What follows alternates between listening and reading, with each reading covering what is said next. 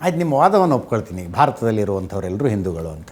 But ಆ ಸಂದೇಶವನ್ನು ವೇದಿಕೆಯಿಂದ ಕೊಟ್ರಾ ನೀವು?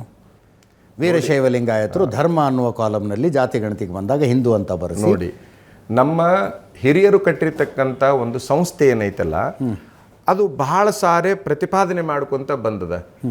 ಈಗ ಒಟ್ಟು ನಮ್ಮವರ ಸಂಖ್ಯೆ ಅಂದಾಜು 6 ಕೋಟಿ. ಕರ್ನಾಟಕದಲ್ಲಿ 2 ಕೋಟಿ, ಓಕೆ, ಮಹಾರಾಷ್ಟ್ರದಲ್ಲಿ 2 ಕೋಟಿ, ಉಳಿದ 2 ಕೋಟಿ ಅಲ್ಲೆಲ್ಲ ಆಂಧ್ರದಲ್ಲಿ ಕೆಲವು ಜನ, ಕೇರಳದಲ್ಲಿ ಕೆಲವು ಜನ, ತಮಿಳುನಾಡಿನಲ್ಲಿ ಕೆಲವು ಜನ, ಮಧ್ಯಪ್ರದೇಶದಲ್ಲಿ ಕೆಲವು ಜನ, ಉತ್ತರ ಪ್ರದೇಶದಲ್ಲಿ ಕೆಲವು ಜನ, ಹರಿಯಾಣದಲ್ಲಿ ಕೆಲವು ಜನ, ಹೀಗೆ ಬೇರೆ ಬೇರೆ ರಾಜ್ಯಗಳಲ್ಲಿ ನಮ್ಮ ಜನ, ವಿದೇಶಗಳಲ್ಲಿ ಕೆಲವು ಜನ, 6 ಕೋಟಿ ಜನಸಂಖ್ಯೆ. ಈಗ ಜೈನ್ ಧರ್ಮೀಯರಿಗೂ ವೀರಶೈವ ಲಿಂಗಾಯತರಿಗೂ ಹೋಲಿಸಿಕೊಂಡಾಗ ಜೈನ್ ಧರ್ಮೀಯರಿಗಿಂತ ಇವ್ರ ಸಂಖ್ಯೆ ಹೆಚ್ಚಿದೆ ಅನ್ನುವಂಥದ್ದನ್ನು ಎಲ್ಲೋ ಒಂದು ಕಡೆಗೆ ನಾನು ನೋಡಿದಾವ. ಅದು ಸರಿಯೋ ತಪ್ಪು ನನಗೆ ಸರಿಯಾಗಿ ಗೊತ್ತಿಲ್ಲ. ಜೈನ್ ಧರ್ಮದವರು 40 ಲಕ್ಷ ಇದ್ದಾರೆ ಅನ್ನುವಂಥ ಒಂದು ಶಬ್ದ ಏನೋ ಕೇಳ್ದಂಗಾಗಿತ್ತು, ನೋಡ್ದಂಗಾಗಿತ್ತು. ಅದು ಸರಿಯೋ ತಪ್ಪು ನಂಗೆ ಗೊತ್ತಿಲ್ಲ. ಅದು ಹೆಚ್ಚು ಇರ್ಬೋದು, ಕೋಟಿ ಗಂಟೆ ಇರ್ಬೋದು. ಆದರೆ 6 ಕೋಟಿ ಜನಸಂಖ್ಯೆ ಇರತಕ್ಕಂಥವ್ರು ಒಂದು ಧರ್ಮದಲ್ಲಿ ಇವರು ಬರೋಕ್ಕಾಗಲಿಲ್ಲಲ್ಲ ಅನ್ನುವಂತಹ ಒಂದು ನೋವು ಅವರಿಗೆ ಕಾಡಿ, ನಾವು ನಮ್ದೊಂದು ಸ್ವತಂತ್ರ ಧರ್ಮ ಮಾಡಿಕೊಳ್ಳೋಣ ಅಂತೇಳಿ ನಮ್ಮ ಹಿರಿಯರು ಮಾಡಿದ್ದದು, ನಾವು ಈಗಿನವ್ರು ಮಾಡಿದ್ದಲ್ಲ. ಅದನ್ನ ಒಂದು ಬೇಡಿಕೆಯನ್ನು ಇಟ್ಟರು ಅಷ್ಟೇ.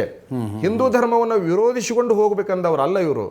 ನಮ್ಮದೇ ಆದ ಶಾಸ್ತ್ರಗಳದವ, ನಮ್ಮದೇ ಆದ ಗ್ರಂಥಗಳದವ, ನಮ್ಮದೇ ಆದ ಒಂದು ಪರಂಪರೆ ಐತಿ, ನಮ್ಮದೇ ಆದ ಒಂದು ಆಚರಣೆ ಐತಿ. ಸ್ವಲ್ಪ ಆ ಹಿಂದೂ ಧರ್ಮಕ್ಕೆ ಸ್ವಲ್ಪ ಭಿನ್ನವಾಗಿ ಐತಿ, ಸ್ವಲ್ಪ ಭಿನ್ನವಾಗಿ ಐತಿ. ಇಲ್ಲಿ ಸಮಾನತೆ ಐತಿ, ಅಲ್ಲಿ ತಾರತಮ್ಯ ಐತಿ. ಆ ಕಾರಣಕ್ಕಾಗಿ ಇದನ್ನು ನಾವು ಸ್ವತಂತ್ರ ಮಾಡ್ಕೊಂಡ್ಬಿಡೋಣ ಅಂತೇಳಿ ಹಿರಿಯರು ಸೇರಿಕೊಂಡು ಇವತ್ತು ಯಾರು ಹಿಂದೂ ಬೇಕೇ ನಮಗಂತಾರಲ್ಲ ಅವರೆಲ್ಲರೂ ಅಲ್ಲಿ ಸಹಿ ಮಾಡ್ಯಾರ. ಒಮ್ಮನಸ್ಸಿನಿಂದ ಎಲ್ಲ ಪಕ್ಷದವರು, ಎಲ್ಲ ಒಳಪಂಗಡದವರು ಸೇರಿಕೊಂಡು ಮನವಿ ಕೊಟ್ಟಾರ. ಆ ಮನವಿ ಪುರಸ್ಕೃತ ಆಗಿದ್ರು ಮುಗಿದು ಹೋಗಿತ್ತು. ಆ ಮನವಿ ತಿರಸ್ಕೃತ ಆತ ಅನ್ನೋದಕ್ಕಾಗೆಲ್ಲ ಇವರೆಲ್ಲ ಮತ್ತೊಂದು ಮುಗಿದೊಂದು ಮಾಡಬೇಕನ್ನುವಂಥದ್ದು. ಹೌದು, ನನ್ನ ವಾದ ನೋಡಿ, ನಾವು ಏಕತಾ ಸಮಾವೇಶದಲ್ಲಿ ಒಂದು ನಿರ್ಣಯವನ್ನು ತೆಗೆದುಕೊಂಡ್ವಿ.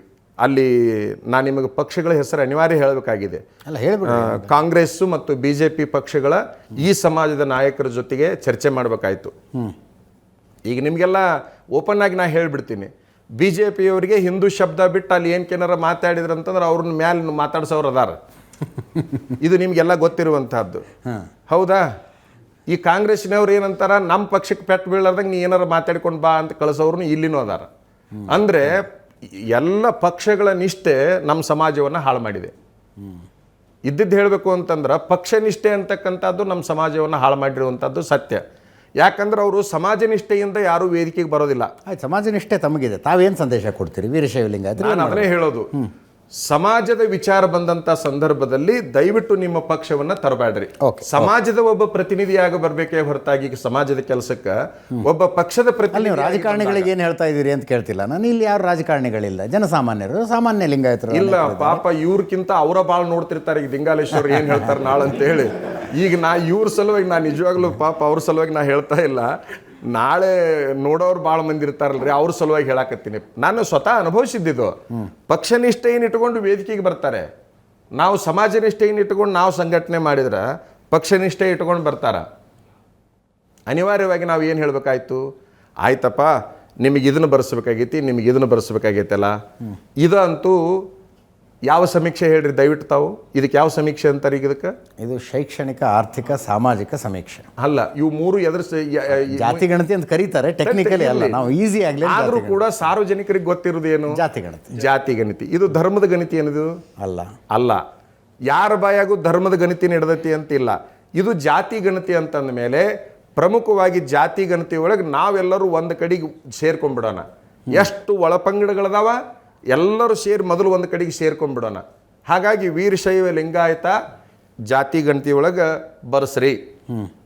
ಜಾತಿ ಅಂತ ಎಲ್ಲಿ ಬರ್ತೈತಲ್ಲ ಅಲ್ಲಿ ವೀರಶೈವ ಲಿಂಗಾಯತ ಅಂತ ಬರೆಸಿಬಿಡ್ರಿ.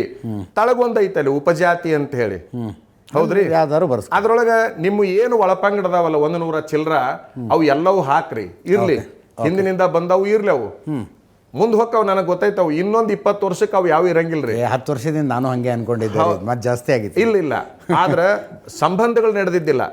ಈಗ ನಮ್ಮವರೆಲ್ಲರೂ ಒಳಪಂಗಡದ ಜನಾಂಗ ಸಂಬಂಧಗಳನ್ನ ಬೆಸೆಯಾಕತ್ತಿದ್ರು. ವೈವಾಹಿಕ ಸಂಬಂಧಗಳು, ವ್ಯಾವಹಾರಿಕ ಸಂಬಂಧಗಳು, ಬೇರೆ ಬೇರೆ ಸಂಬಂಧಗಳು ಬೆಸೆಯಾಕತ್ತಾವ. ಆದ್ರೆ ಅವು ಹೆಂಗದವಪ್ಪ ಅಂದ್ರೆ ಈಗ ಸ್ಟೇಟಸ್ ಮೇಲೆ ಹೊಂಟಾವ.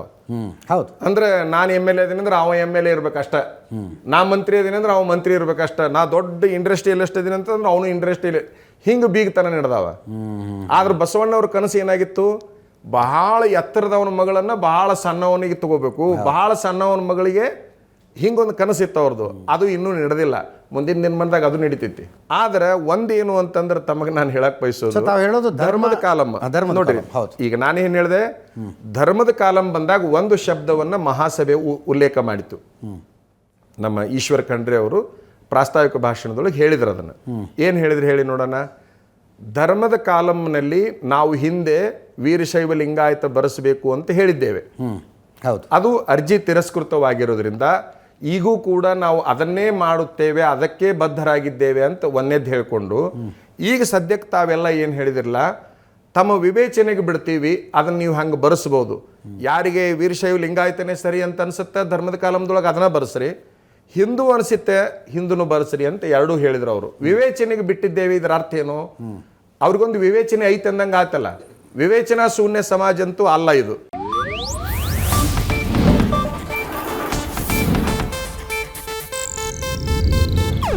ಇದು ಏಷ್ಯಾನೆಟ್ ನ್ಯೂಸ್ ನೆಟ್ವರ್ಕ್ ಪ್ರಸ್ತುತಿ.